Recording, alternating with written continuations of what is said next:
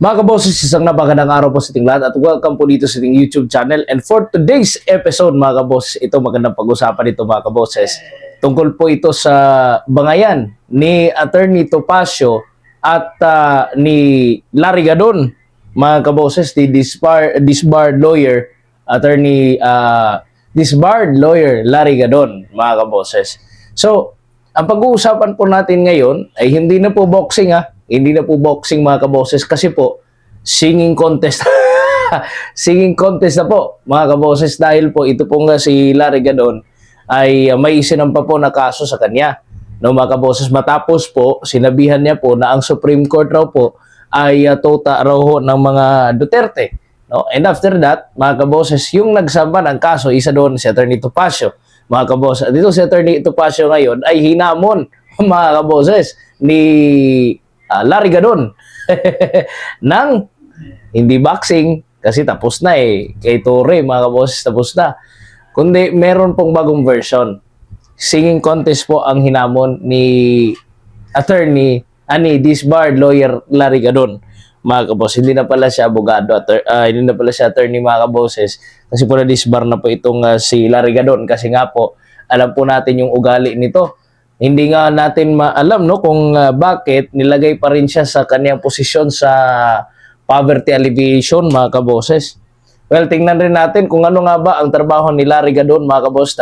Trabaho nga ba rin niya na mag-grant or grabe yung trash talk mga kaboses sa mga tao na kalaban na kontra ng administrasyon, lalo na po mga kaboses. Trabaho ba niya na maggasita sa ating Supreme Court, mga kaboses? At kung trabaho niya, kumusta yung main role niya no, bilang gabinete ni Presidente Bongbong Marcos Jr., mga kaboses? So yan po ang pag-uusapan natin ngayon kasi maganda ito. Bigyan ko lamang po kayo mga kaboses ng background. Ano po? Kasi po itong si Larry Gadon, yung lalo na po si Richard Hidarian mga boss at si Sindanya ay kinasuhan nga po na attorney Mark Tolentino mga kaboses no. Ayon po dito sa official statement na pinost ni attorney Mark Tolentino mga bosses, today, July 30, 2025, we, Attorney Mark Christopher Tolentino and Attorney Rolex Suplico will formally file before the Honorable Supreme Court a petition for indirect contempt against Representative Percy Sindanya of Akbayan Party List and Professor Richard Hidarian. Ayun po. This petition is being pursued in response to the public malicious and contemptuous statements that undermine the Supreme Court, calling it the Supreme Cuddler of Vice President Sara Duterte and questioning the integrity of the justices by labeling them as political appointees beholden to former President Duterte. So, yun po ang kanila pong sinampa. Kasi po, pinagsabihan po nila na ito nga hong Supreme Court, mga kaboses, umapabor sa mga Duterte. Mas worse po yung sinabi po na tuta no, ng mga Duterte. Ito pong Supreme Court, mga kaboses. So, malisyoso talagang pahayagan. Kumbaga, nasaktan sila mga kaboses dahil pumabor po ang desisyon ng Korte Suprema na sabing unconstitutional ang i-final na impeachment complaint kay Vice President Sara Duterte. Pero ang Supreme Court po natin ay kailangan po natin respetuhin, di ba po? Kung gusto po nila mag-contest, pwede naman po sila mag-file ng motion. Huwag na lang po sana sabi ng mga malicious na mga statement, ano po mga kaboses, kasi para bagang hindi natin nire-respeto yung konstitusyon, ang proseso po ng impeachment trial. Kung gusto nilang mag-impeach, di ba po mga kaboses, i-file nila agad. Kasi ang issue lang naman po doon sa Supreme Court mga kaboses, as yung one-year rule, ano po, na base po sa konstitusyon na isang beses lang po pwede na magpag-file ng impeachment complaint laban po sa isa pong politician mga kaboses o isa pong pangalan. Ano po? So, ibig sabihin, yung nangyari is multiple impeachment complaint yung isinampa mga kaboses. So, ito yung decision ngayon ng Supreme Court para po mawala po yung mga ingay, mga boss, debate, yung Supreme Court na mismo ang nagsabi at nagdeklara na unconstitutional nga yung i-final na impeachment trial laban kay impeachment complaint laban kay VP Sara. Pero that doesn't mean, mga boses, na absuelto na si VP Sara. Hindi naman po sinabi ng Supreme Court na hindi pwedeng i-impeach VP Sara. Kundi ang gusto ng Supreme Court ay idaan sa tamang proseso. Ano po? Mga boss, wala naman po sinabi yung Korte Suprema na merong tama at mali si VP Sara. Ano po? At hindi siya pwedeng i-filean. Pwede siyang filean pero dapat sumunod doon sa nakalagda doon sa konstitusyon. At trabaho ng Supreme Court na depensahan po ang ating konstitusyon, mga kaboses, di ba po? So, ayun po dito, as lawyers and officers of the court, we are bound by our solemn oath to defend the integrity of the judiciary and ensure that public discourse does not descend into attacks that diminish public trust in our legal institution. Freedom of expression is not a license to defame, especially the highest court of the land.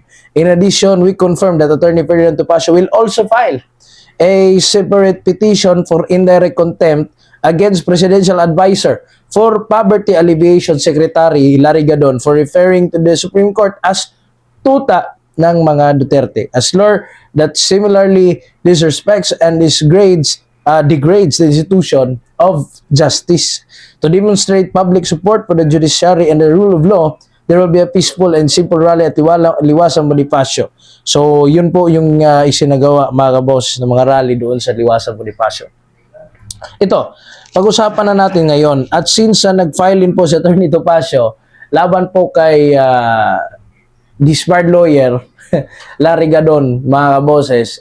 Ngayon, ang nangyari po, si Larry Gadon na naman po, mga kaboses, naghamon. No, mga kaboses, alam niyo po kung ano ang hamon. At hindi po ito pinatulan ni Atty. Topacio, mga kaboses. Hindi pumatol si Atty. Topacio sa singing contest na hamon ni Larry Gadon. Ayon kay Atty. Ferdinand Topacio, ay hindi dapat gawing katatawanan ang ginawa ni Presidential Advisor for Poverty Alleviation Larry Gadon kahit hindi niya matatanggap ang hamon ng disbarred lawyer. Ano po? So, ito kasi si Gadon, mga kaboses, wala siyang pakialam no? Wala siyang, kaya na-disbar ito dahil sa mga action niya, hindi niya alam yung mga pinanggagawa niya, mga kaboses. Hindi natin alam kung formal ba talaga ang taong ito o mga kaboses. Laging nagraraan, laging trash talk, mga kaboses, kung ano-ano lang pinanggagawa. Ngayon, nagamon na naman ang kantahan. Si Atty. Topacio ay seryoso sa kanyang tungkulin. Ito si Larry Gadon ay puro joke, mga kaboses. Ayon po dito kay ni Atty. Larry Gadon, I challenge Atty. Topacio to a one-on-one voice and singing competition for a cause fundraising just like General Torre. So, ang sagot po ni Atty. Ferdinand Topacio, Attorney Gadon is my friend. Di ba may respeto si Topacio kasi sinabihan pa niyang attorney si Gadon kahit hindi naman abogado, disbarred lawyer na, mga bosses. In fact, we often do concerts together. May past pala sila, mga kaboses, kaya pala alam ni Larry Gadon kung saan niya pwedeng hamunin itong si Atty. Topacio. Ano po? But, Comrade Larry, I'm sorry, there is no laughing matter. I am an officer of the court and as such, it is my duty to defend the honor and reputation of our Supreme Court. Ayun. Mga kaboses, ang sinabi. Chill lang pala si Atty. Topacio, mga kaboses.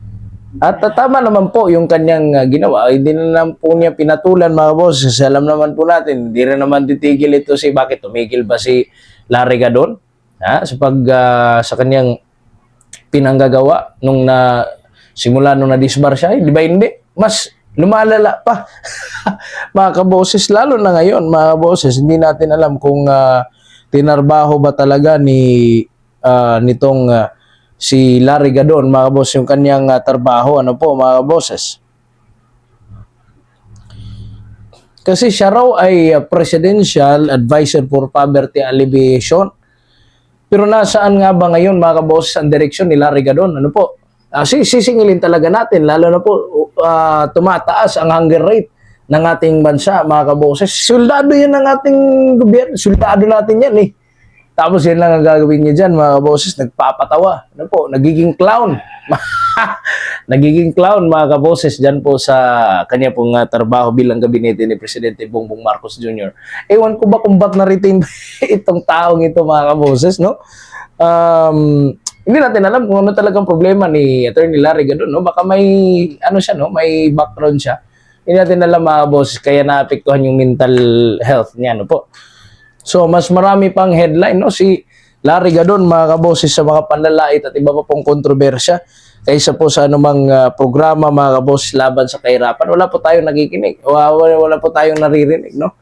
Na mga programa mula sa kanya na in-advise niya kay Presidente Bongbong Marcos Jr. Nako, sana mag-iingat si Presidente Ferdinand Marcos Jr. dito sa taong ito, mga boses. Well, anyway, Attorney Topacio is a very good man, no, mga boses. Kasi po, simple lang ang kanyang sagot, no? Maging profesional, mga kaboses. At kung pagsasabihan nga po natin, ito pong Supreme Court ng ganito ganyan, hindi po pwede kasi po ang ating pong Supreme Court ang po-protekta po ng ating konstitusyon. Ngayon po, mga kaboses, kung maabuso po yan, delikado po ang precedents nito, mga kaboses, in the future. Ano po? Magiging jurisprudence po yung ganyan. Ibig sabihin, the next year or mga sa iba pa pong haharapin, mga kaboses, na kagaya ng kaso ni VP Sara, baka maabuso rin, no? Ilang impeachment ang mapapile nila, mga kaboses. So, tingnan natin kung doon lang po tayo sa tamang direksyon, ano po? Doon lang po tayo sa sakto, hindi po yung nagmumura at ano po itong si Richard Didarian, no? At ito pong si Sindanya, mga boses. Kapag hindi pabor sa kanilang desisyon ng Supreme Court, mga boses, nasasaktan talaga yan sila.